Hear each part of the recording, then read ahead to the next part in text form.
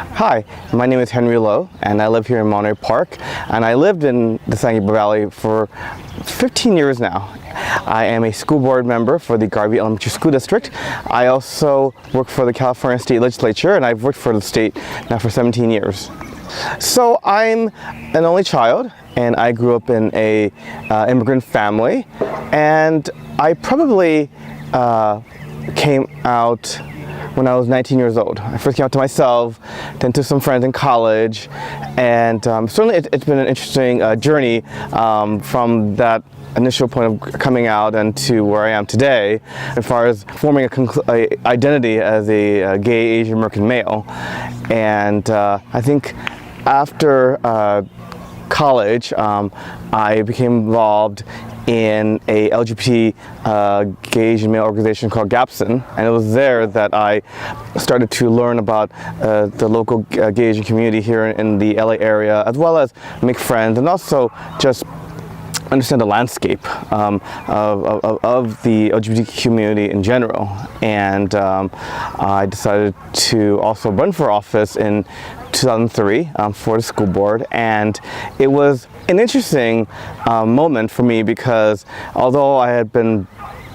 out to friends, to the workplace, and then eventually my family, it was interesting to see how would the community accept me if they found out I was gay. That first election, I was successful in getting elected, and I think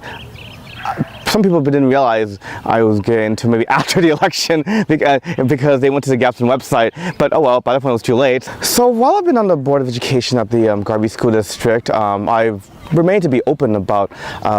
being gay, and I think it's important because in the community we live in, the San Gabriel Valley, and the narrative for many queer Asian Americans about trying to find acceptance and overcome cultural taboos, family, community. I know it's still a struggle. I mean, certainly it continues to be a struggle for me even, and so I think it is important for me to be out and say, look, I am your neighbor, I am a member of the community, I work for the community, and it's important because homophobia does exist, and the example where I actually experienced it was in a previous campaign I had. It was when I was living in the city of Rosemead, and I ran for the city council in 2009, and unfortunately I lost that election to the city council, and there may be several factors, but one which I will attribute was a mail piece, a mailer that went out to the voters saying that that I was homosexual and that I was endorsed by an organization called the Victory Fund, which is a national LGBT organization, and that I was part of this agenda, you know, to force this agenda on the community of Rosemead. And so I went to a large swath of voters, and I do believe that that probably did some damage to my candidacy, and that's probably the first time that I saw the ugliness of homophobia, but also reinforced my belief that it is important for those of us who have the ability to be public, to speak out on the issue, to do so because it still persists in our community. In terms of the progress I've seen in the past 10 years, I definitely have seen enormous progress. I mean, certainly we still have a lot of work ahead of us, but I would definitely say I've seen enormous progress. For example, I came out at age 19, and now I see queer Asian Americans who come out at age 14, younger, and having the courage to face the challenges I face with family, community at a much younger age. And I think the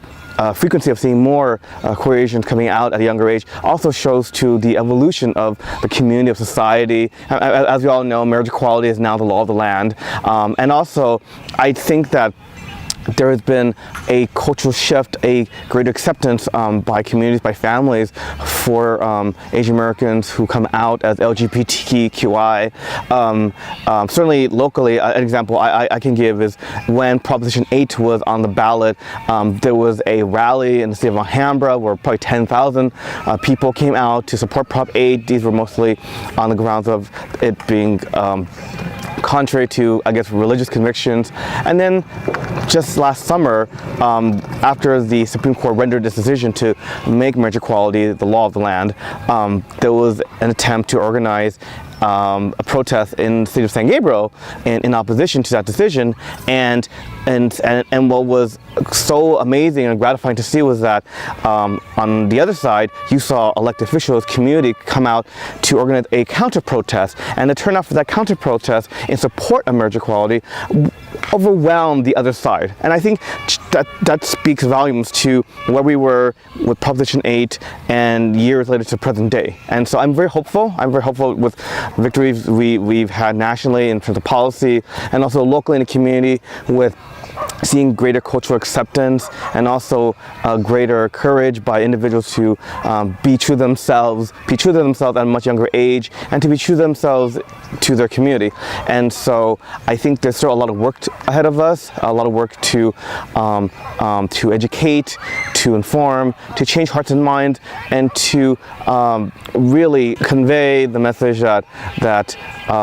being gay, being queer and being Asian American is as normal and mainstream as everything else about being Asian American. I think what's been very, very positive for me, and I'm very grateful, is that I have a great supportive network of friends, coworkers, people who have supported me all through my journey of first coming out,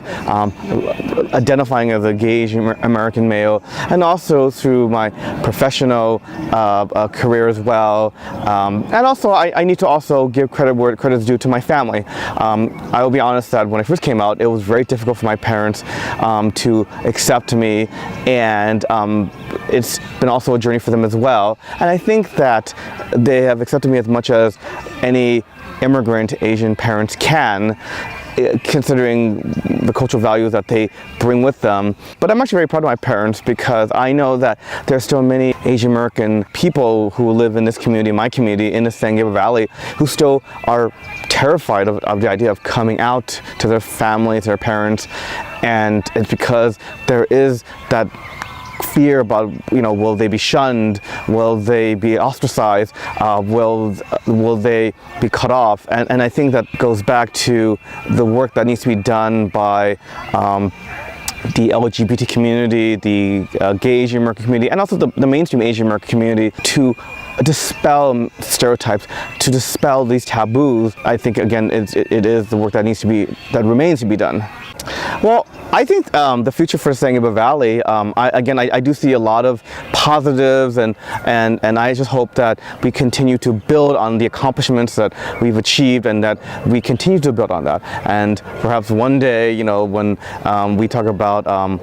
Pride, that besides Long Beach Pride and LA Pride, maybe one day we'll see a parade going down Valley Boulevard. I would love to see that. And also, I hope to see too that there'll be just greater acceptance, and that we'll start seeing families, people who are public, who are involved in civic engagement in elected office, more and more Asian Americans who identify as LGBT, and again are part of that fold, part of that mainstream in the San Gabriel Valley. And that's a journey that I hope that I will continue to be making for myself, to continue growing in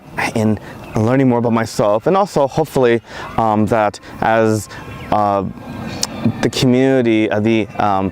gay and LGBT community continues to evolve, to progress, that I'll be part of that progression, I'll be part of that movement, and I'm just very excited for the future.